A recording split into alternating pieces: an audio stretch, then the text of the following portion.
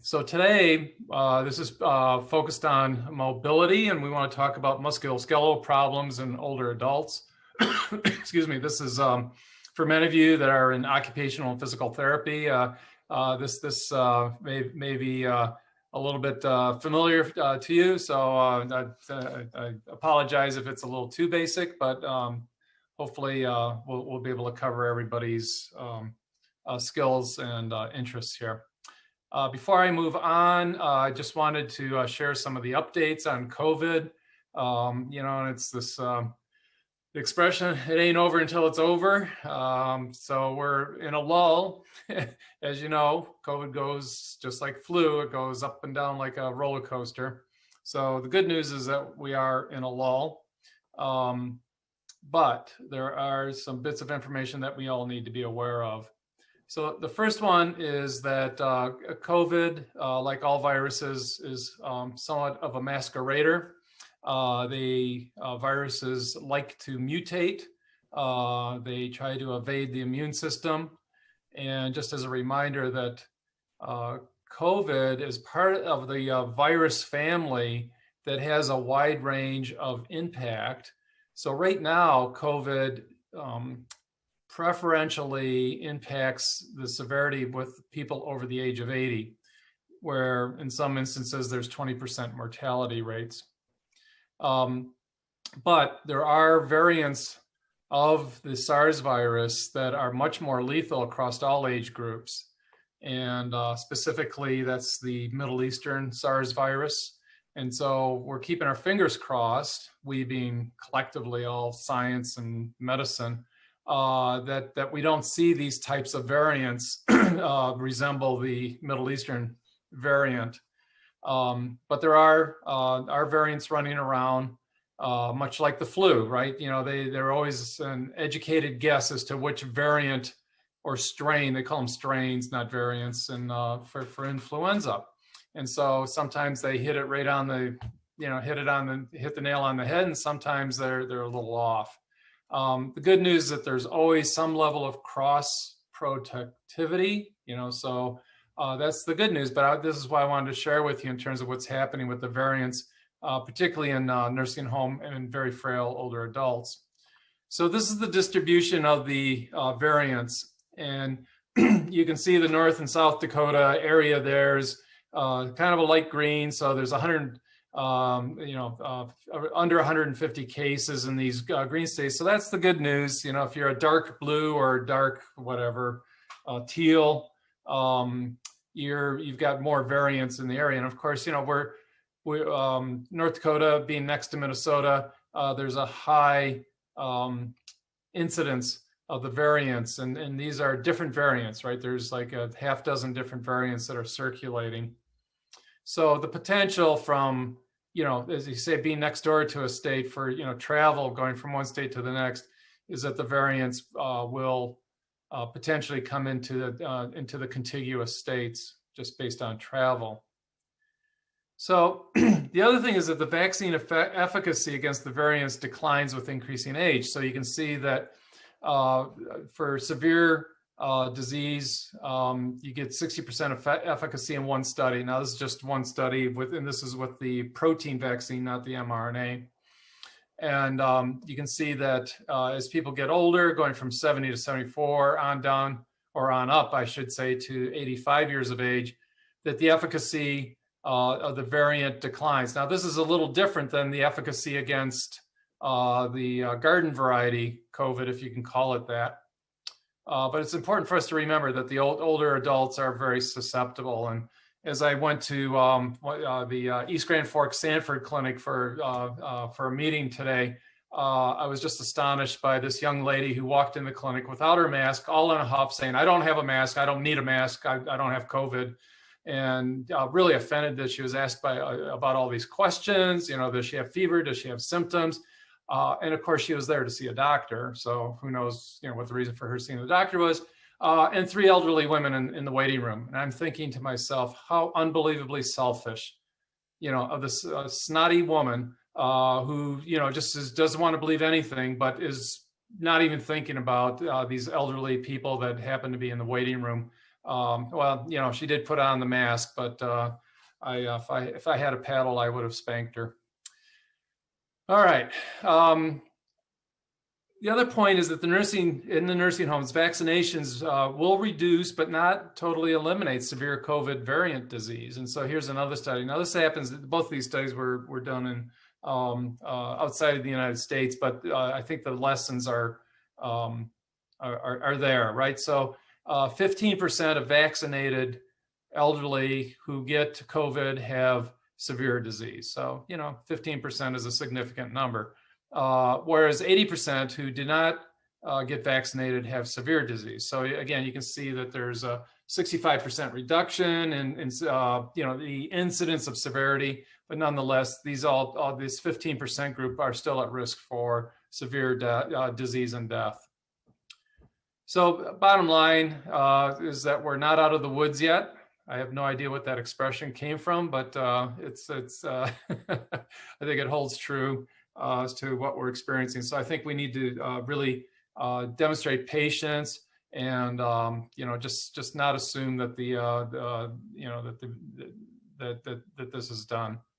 All right, so let's move into our presentation. Today we have a case, 82-year-old man with progressive low back pain, radiates down his legs. Began 6 months ago. He describes the pain as moderate to severe in severity, which would be a 5 to 6 out of a 10 scale. The pain is worse with prolonged standing and when he walks for more than a few minutes. He rides on a stationary bike for 15 minutes, 3 to 4 times a day, and that doesn't cause any problems. Tylenol brings partial relief to his symptoms. On exam, normal vital signs, mildly diminished peripheral pulses, mild tenderness to the back on palpation, range of motion is reduced in both lumbar flexion and extension. He has tightness in the muscles in the back of his thighs. His lower extremity muscle strength is intact. Sensation is normal. Reflexes are normal, although I have to tell you that the Achilles tendon reflex is normal for age because the Achilles tendon reflexes are decreased to absent with age. And he's got positive straight leg test bilaterally. So spinal radiography shows mild to moderate osteoarthritis of L2 to L4 of the lumbar vertebrae. So the question is, what are you thinking of? What are some of your thoughts here? So which is the most appropriate next test? So one would be to have him bending forward, bending backwards, radiography of the or X-ray of the spine, nerve conduction studies, or probably everybody, for all the doctors will definitely say magnetic resonance imaging of the lumbar spine, or radionuclide bone scan. So those are the choices, and the correct choice would be a flexion extension X-ray of the spine, looking for spondylolithosis or lithesis, where there's slippage of the spine, because this is very positionally problematic for this fellow. Today, we'd like to describe some of the key questions that we should interrogate the patient with in terms of musculoskeletal pain. Want to look at the musculoskeletal exam, and then talk about the differential diagnosis of when somebody presents with neck and back pain, and then talk about some of the evidence that supports the treatment of musculoskeletal problems in the older adults. So the key point when there's pain presenting related to back, neck, is to find the source. And so we want to look for patterns. Is it localized? Is it regional, like, from the hip down? Is it systemic, both legs or both arms, or central, weakness or pain, in the shoulders and spine, as opposed to the peripheral hands? And so one of the key points that if somebody's complaining of joint pain on both sides, start thinking systemically, so systemic illnesses would be things such as inflammation and infection, maybe cancer.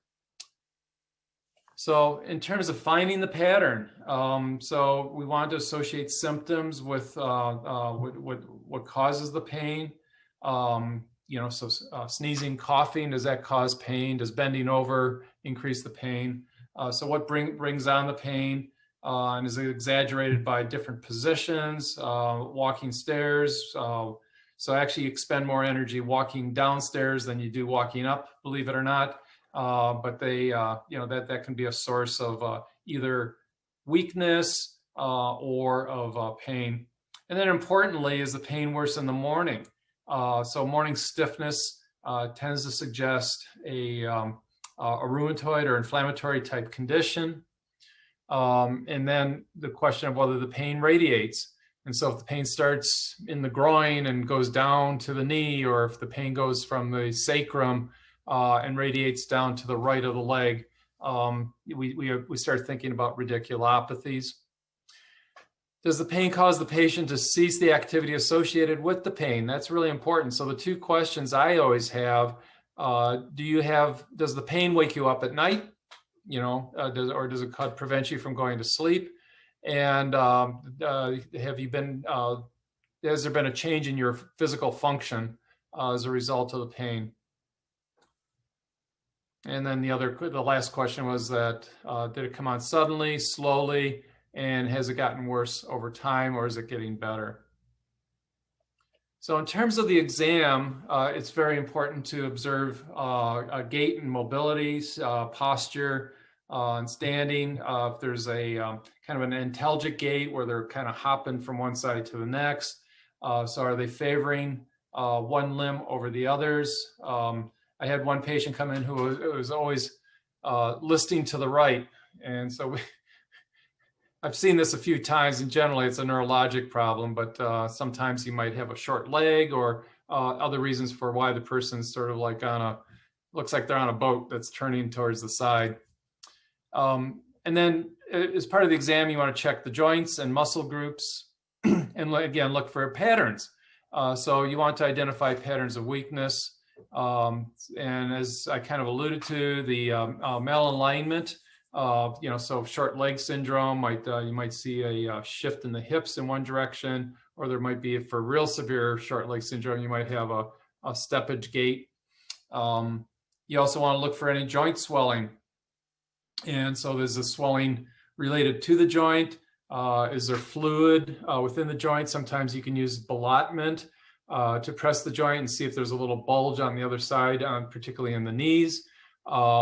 Sometimes you'll find shifting fluid, Baker's cyst or elbow bursitis. You can see shifting fluids and puffiness. And then you also want to look for the range of motion. So you want to do both active and passive range of motion. So you have the person bring their hand behind their back, right, on both sides. And then you'll bring it across as an active motion, and you rotate. Same thing with the neck. You turn your rotation. How far can you go? And then if they get to a certain point, you just bring their head a little bit further to see if there's any further range of motion. So typically the passive range of motion, you can kind of get through what the active range of motion is, because then that usually the active range of motion might be, for example, in the neck that I gave as an example. The active range of motion may be limited because of pain, but then with the passive, you can get through that range of motion. And then you want to discern and evaluate whether it's the small joints or the large joints, central joints. So a lot of times different patterns of joint involvement, particularly if it's symmetric, are important, because if you have a peripheral disease as opposed to more proximal hand disease, that could represent the difference between something like psoriatic arthritis versus rheumatoid arthritis, as an example. So the rule of thumb is that you get diagnostic imaging if the pain is of new onset. Okay, if somebody's had chronic low back pain since their 40s and now they're 65 and 70, chances are that unless there's some new characteristic of the pain, that's the same old. So generally, X-rays and MRIs and CAT scans are not really indicated. Now, mind you, if you had progressive neurologic findings, where progressive weakness or there's numbness or tingling, and that these are new, then neuro or some type of imaging is important. The second point that I make here is to consider blood tests for total protein and albumin. So when you subtract the albumin from the total protein, if it's more than 3.5 grams per deciliter, you have to think about multiple myeloma. And you also might want to, at the same time, while you're getting this total protein albumin levels, is also get vitamin D levels, because vitamin D levels below 30 nanograms per deciliter tend to be associated with diffuse osteoarthritic pain. And then also we generally get a SED rate and a C-reactive protein as inflammatory markers. They're very non-specific, but they help tell us if somebody's truly got an inflammatory disease. And a lot of times I will use these markers to differentiate garden variety osteoarthritis from inflammatory osteoarthritis that might be amenable to steroids. But the important point is that everybody thinks that SED rate and the C-reactive protein goes up with age. They don't. So if they're elevated, it's abnormal and it's not an age-related phenomenon. All right, pain in the neck. When I walk my dog, it's a pain in the neck, let me tell you. So we need to think about these 4 different elements: systemic disease, cervical myelopathy, cervical radiculopathy, and then just garden variety mechanical pain. So things that we need to think about for systemically linked neck pain are things like polymyalgia rheumatica and rheumatoid arthritis as representing inflammatory conditions. Now, mind you, these are the ones that have the elevated SED rate, the elevated C-reactive protein, and they tend to be associated with systemic symptoms and signs, which can include weight loss, easy fatigability, sleep disorders, as well as multiple joint complaints in addition to the neck pain. And most importantly, you have to think about this if there's prolonged morning stiffness. Generally, older adults may get up a little stiff, but they work it out after the first hour. These people are, by the time lunchtime comes around, they're maybe getting that stiffness shaken out of their system. And excuse me, there's typically a symmetric loss of range of motion of the cervical spine. So that means both sides are rotation, flexion, extension are reduced. And as I mentioned, the C-reactive protein and SED rate are elevated. Now, by contrast, cervical stenosis as a myelopathy usually is not associated with pain, but you may get this spastic gait disturbance. I don't know where the apastic came from, but the S turned to an A.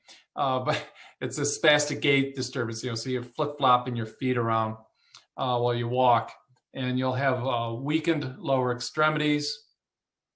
And typically on physical exam, you'll see hyperreflexia. There might be that increased muscle tone. And sometimes you'll see an upgoing toe when you scratch the bottom of the foot with your key or reflex hammer.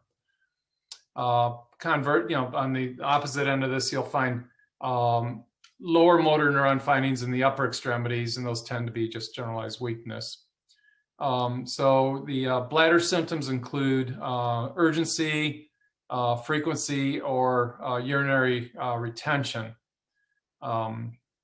So the bladder symptoms are always of interest because, you can have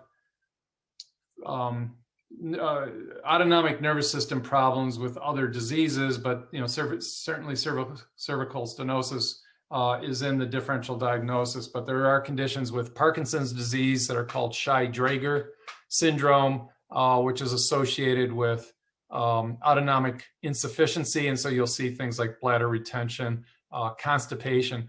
When people say they have constipation, ask them about their bladder symptoms too, because if they go hand in hand, you might start thinking of more of a systemic issue, including cervical stenosis. In terms of the radiculopathy, you get pains and radiation into the arm. These are typically nerve root irritations. C7, down right before the thoracic vertebrae, start is the most frequently affected, which is interesting. You would think that it's more like C, C2, C3, but it's actually C7. And this pain can be reproduced by rotating the head sideways or bending it toward the symptomatic side. And so this contrasts with mechanical neck pain, which can be associated with a slip disc. Those are familiar to people who spend a lot of time at the computer and are hunched over. You'll find that there's muscle spasm. You might get torticollis or asymmetric neck problems. And a lot of times people say, oh, they've got fibromyalgia symptoms. So if it's limited to the upper back as opposed to total body, you might want to think about mechanical neck pain as opposed to fibromyalgia. But you can see these little black spots here. These are all happen to be trigger points for fibromyalgia. So that's when people do the exam. If I do typically on the put my thumbs on the upper inner scapula and say, oh, it goes, oh, that hurts. My first thought is always fibromyalgia, but I'm reminded by this particular slide that it may be related to cervical disc disease. I guess the important point though is that it's asymmetric as opposed to bilateral, trigger point tenderness, and you'll find that there's weakness of the muscles. So in the case of cervical nerve root problems, you get problems with elbow extension, moving it out, or abduction, typically with these C7 lesions. To treat mechanical neck pain, there's not really a whole lot known in terms of research in older adults. The Bone and Joint Task Force on Neck Pain says that manual therapy and exercise are more effective than alternate strategies. One caveat, when I say manual therapy, I'm talking about soft tissue. I'm not talking about chiropractic bone crunching, which can actually be dangerous over a long period of time. Chiropractic neck manipulation can cause atherosclerosis of the vertebral artery and eventually lead or predispose people to strokes. And then surgery really should be an intervention of last resort. And if there's significant and persistent weakness that therapy doesn't resolve. So things like neck traction might help. And then also, like I say, what we call soft tissue stretching. So the other things that we need to think about are cerebellar tumors. I've seen a few of those actually in the past year. Typically, they're associated with cranial nerve findings. The salon stroke, boy, I tell you, with COVID going away, there's this new, well, this has been around, cerebral artery tears. So this is neck pain with dizziness and ataxia, slurred speech. And part of that is, when people bend their neck backwards to get their hair washed. So that's why they call it the salon stroke. And again, it's associated with anatomic manipulation of the neck. And just the reminder there, that third point is to avoid neck cracking and avoid cervical chiropractic manipulation.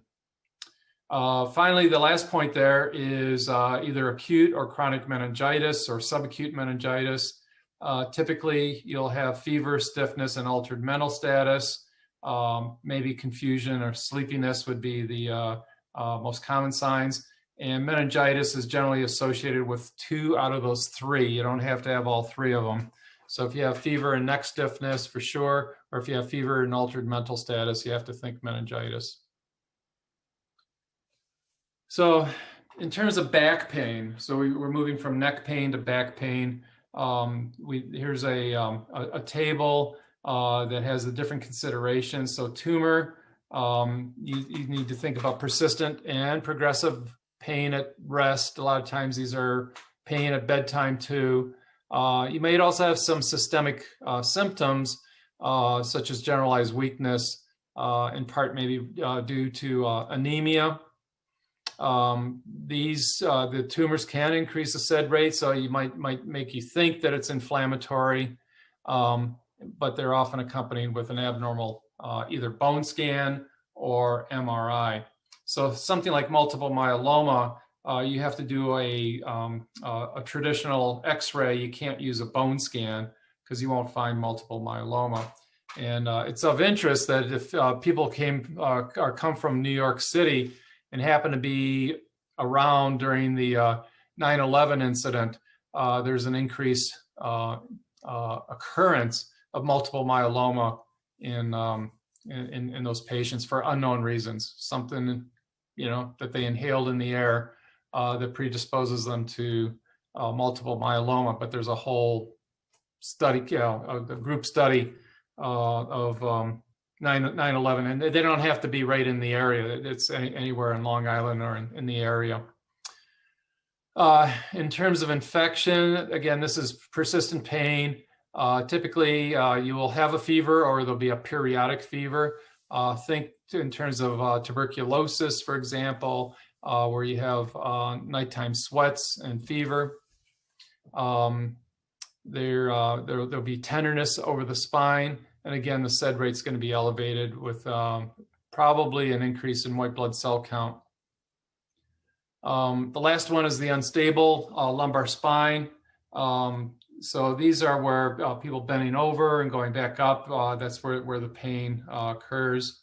And that's where the slip disc or the spondylolisthesis, where one spine is pushed over, pushed in front of the other spine. They're not aligned on top of one another. Probably the biggest one that I find problematic in clinic is the lumbar spinal stenosis, the first point there. That's where they get pain on standing and walking, and it's relieved by sitting. So remember, that's not a straight leg test, right? Because if you're sitting, that's a straight leg test. So these are people where they walk and they just get fatigued and tired and they have to stop. And they typically have persistent pain. By contrast, sciatica, which is caused by a nerve root irritation from a slip disc, typically the pain is in the back of the leg. And that is a case where if you lift the leg up from a lying position into a straight leg test position, that'll be positive with tingling or pain radiating up the legs. Another one, particularly in osteoporotics, is a vertebral compression fracture. These come on suddenly, and the pain tends to go away after 4 to 6 weeks. And this can be caused by any types of movement. It could be just a simple cough or a sneeze that precipitates a cervical or thoracic spine collapse. One of the more subtle low back problems is the osteoporotic sacral fracture. It'll be sudden. It's in the lower back, in the buttocks, or maybe sometimes hip pain. And you'll often find sacral tenderness. And the test of choice is, in this case, is a bone scan, and you find an H-shaped pattern due to the sacral fracture. And again, these can occur spontaneously, or if somebody sits back in a chair, suddenly and hits a hard chair. So in terms of back pain assessment, like the neck, we want to get an idea of whether it's acute pain or chronic pain. We need to think in terms of, for acute pain, whether it's a compression fracture, a sacral fracture, or disc disease, or alternatively, what a lot of people don't always think about, they have back pain, they don't think that it may be a dissecting aortic aneurysm.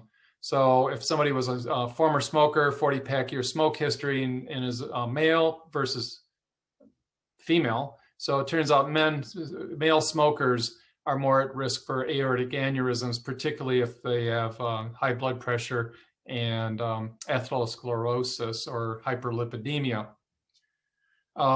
In terms of the back pain, if it's positional, so increase with standing, remember we're thinking lumbar stenosis. So pain while standing and walking is lumbar stenosis. And if the pain is brought on by bending or lifting, think of an unstable spine or what we call spondylolisthesis. That's the slippage of one spine segment over the other. In terms of the back exam, it's important to not only examine the back, but check the hips, legs, and look at the gait.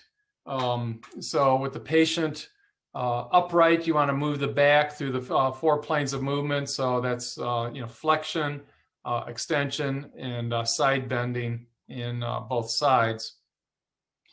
So the most helpful physical finding in patients with possible back disease is the is the weakness of L4 and L5. So I use the big toe, and so if the big toe has problems with flexing upward or flexing downwards or extending upwards, then that's usually an indicator of either L5 or S1 disc disease. So some of the things that we'll find on the back exam is what we call paravertebral muscle spasm. And it's a couple of ways to diagnose this. From my osteopathic background, I can tell you that, for example, that if you take your 2 fingers and just kind of stroke down the back, if you start getting in a kind of an intense redness or hyperemic area, that could indicate muscle spasm and disc disease. So that's a hyperreactive area, as opposed to when you abrade the back, with your fingers. If it's more cool and cold and what we call doughy effect, that's more likely to be a chronic rather than acute muscle spasm. When you find asymmetric range of motion of the spine, again, think of mechanical disc disease, and also that spondylolisthesis where the spine is slipping one over the other. In terms of spinal tenderness, so if you take your fist and pound, pound, pound, and if you get tenderness, that could be due to a compression fracture, or it could be related to an infection. So one of the common things that occurs in older adults is reactivation tuberculosis. And I've seen a number of cases where tuberculosis got reactivated from a childhood illness, and it presents itself in the spine. So sometimes we end up getting tuberculosis tests like quanta interferon test, and also x-rays, because you'll see, particularly in tuberculosis, that rather than so when you have spinal collapse from osteoporosis, the whole spine collapses pretty much. Whereas with tuberculosis, it's the anterior part of the spine that collapses. So you have the front part of the spine collapsing. If you find a L4 lumbar or lumbar fifth and sacral 1 distribution, again, think about lumbar disc disease and or lumbar spinal stenosis. Now, sometimes you have both, and you get the MRI scan that says spinal canal narrowing, mild, moderate, severe, or you get nerve root impingement or disc disease. So those are all cues that there is some pathology going on there. And I'll just say at the outset, if I don't get this point made, people oftentimes will go for lumbar spinal stenosis surgery, and as best I can tell you, even with the micro techniques, that's roughly split into thirds of outcomes. So 1/3 will get better, 1/3 will have absolutely no difference in their symptoms, and 1/3 will get worse. And it's really tough when people go for surgery and they come out worse than they were beforehand. And I don't know what to tell folks when they ask about this, other than to say 2/3 of the time you'll probably not get any better and it might get worse. So to me, that's not great odds, and so I'm not a big fan of spinal laminectomies and surgical interventions. But again, if the behavioral modifications and the physical therapy don't work, sometimes these end up being interventions of last resort. Now, if it happens that you don't find weakness or hyperreflexia, you start thinking about things like an osteoporotic sacral fracture. Again, that's measured by bone scans rather than a simple X-ray.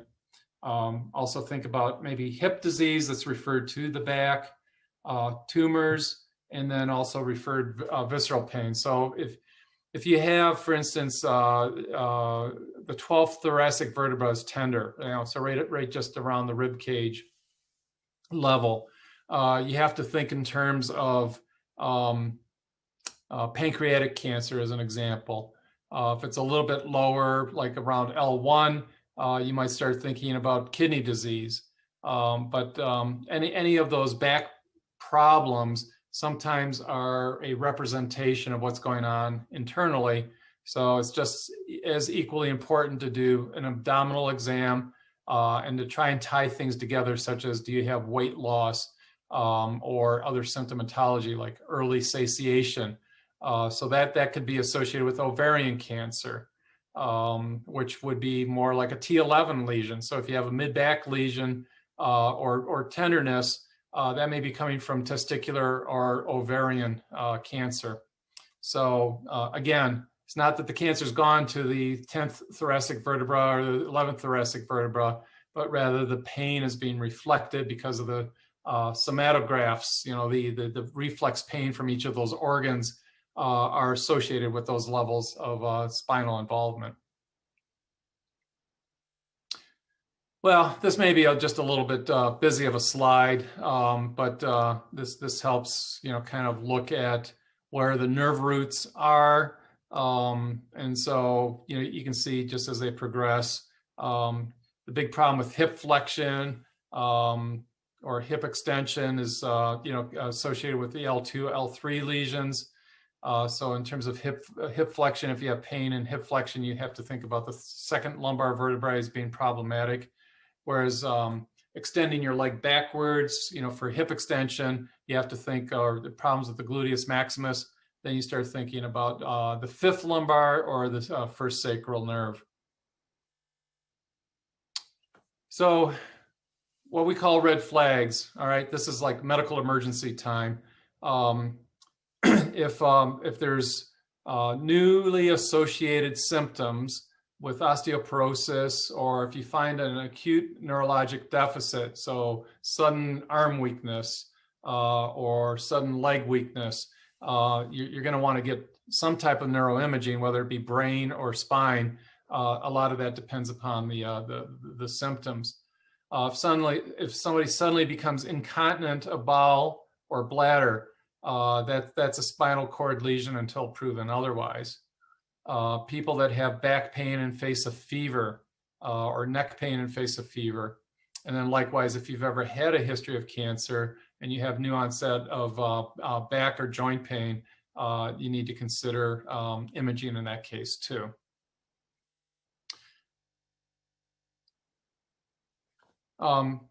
So the pain to tumor and infections usually has a slow onset.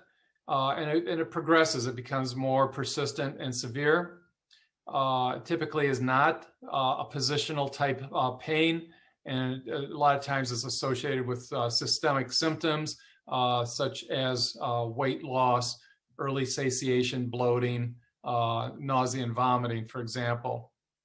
So we know that the risk of cancer as a cause of back pain will increase in those over age 50. Particularly in those who had a previous history of cancer, and in those who have pain that persists for more than 4 weeks. So generally, the low back pain is a garden variety osteoarthritis, low back pain, runs its course over a couple of weeks. So that's generally why we give rest, either massage or muscle stretching and pain medications.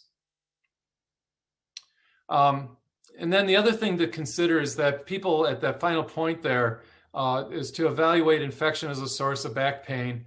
If somebody has, let's say, a new onset heart murmur, because bacterial endocarditis can be associated as a source of spreading bacteria into the bone and soft tissue. In terms of vertebral compression fractures, only 33% of patients have symptoms. If they do, the pain typically is abrupt and it's felt near the site of the fracture, and sometimes it can really be severe. In this case, the pain is worse on standing and walking. As you recall, lumbar stenosis is also one of those conditions that can be associated with standing and walking pain. And then the diagnosis of vertebral compression fracture is just a simple X-ray. And then the treatment really is more preventive, is that you want to treat the osteoporosis. Calcitonin treatments reduces the severity of acute pain. And so that calcitonin is often the treatment. The bisphosphonates can also help reduce pain. So zoledronic acid is another treatment that you use, particularly if there's a associated, elevation of calcium. In terms of the sacral fractures, these can occur without trauma. Somebody comes in and says, "Oh, I just had this pain in my tailbone. I have no idea what went on." So it could be associated with spontaneous buttock pain, lower back pain. As you palpate the sacral dimples or the sacrum, you compress on the sacrum a little bit. You can reproduce the pain.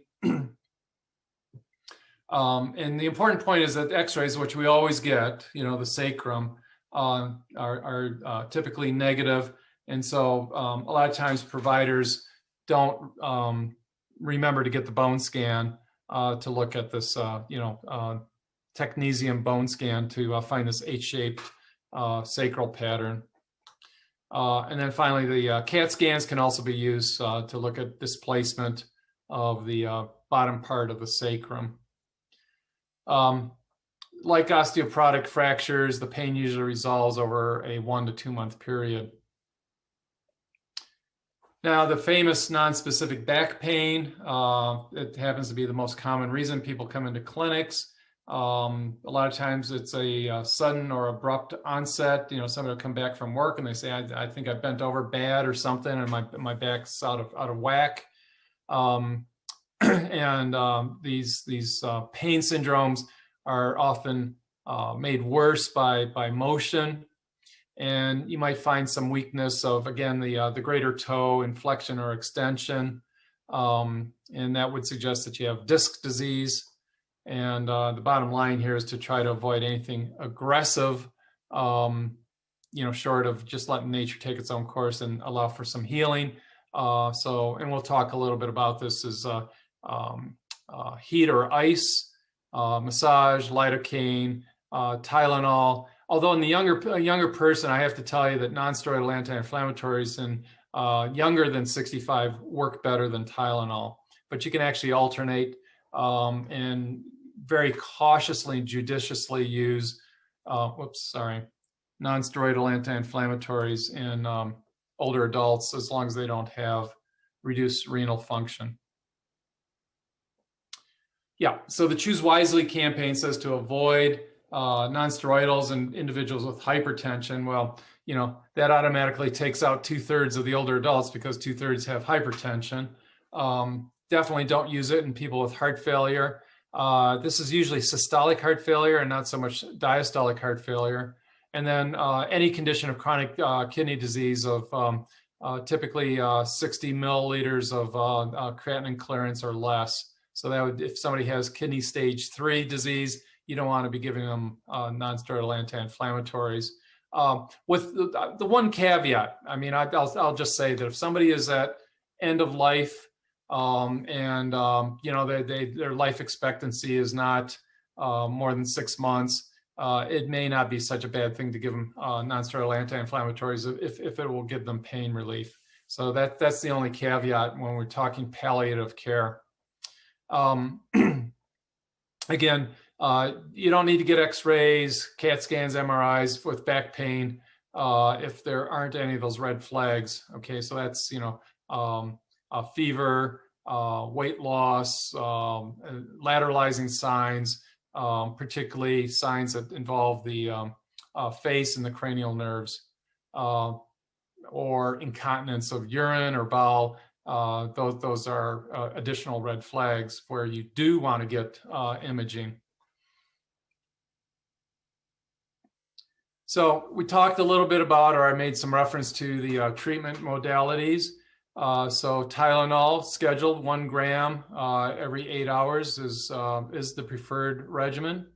But again, the studies show that Motrin and or ibuprofen and naproxen are more effective, but a little bit more limited in the older adults, just because of the hypertension, heart failure, and kidney dysfunction that they all have. In terms of Flexeril or Bioflex or whatever these medicines are for muscle relaxants, they don't work.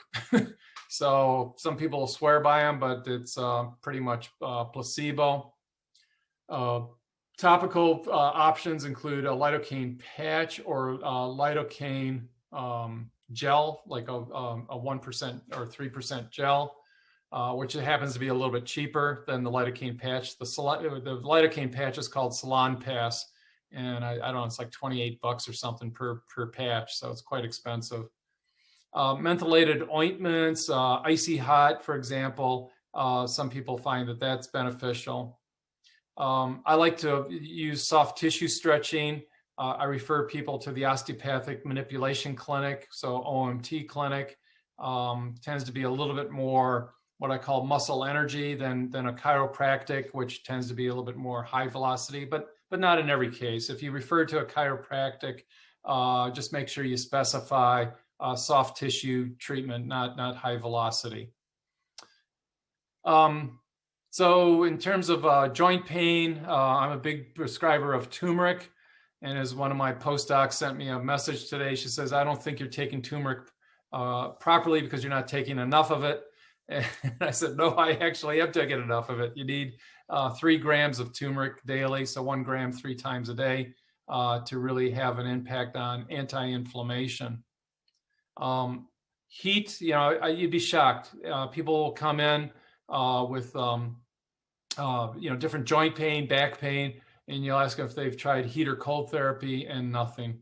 Ultrasound therapy, vibratory therapy, and then stretching exercises typically are to be encouraged.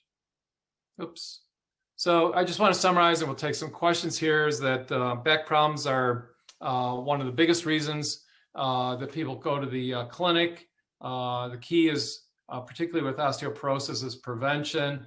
I want to congratulate all of our North Dakotans that I see in clinic. They tend to have pretty good vitamin D levels. So I think the message has gotten out to take your vitamin D supplementation.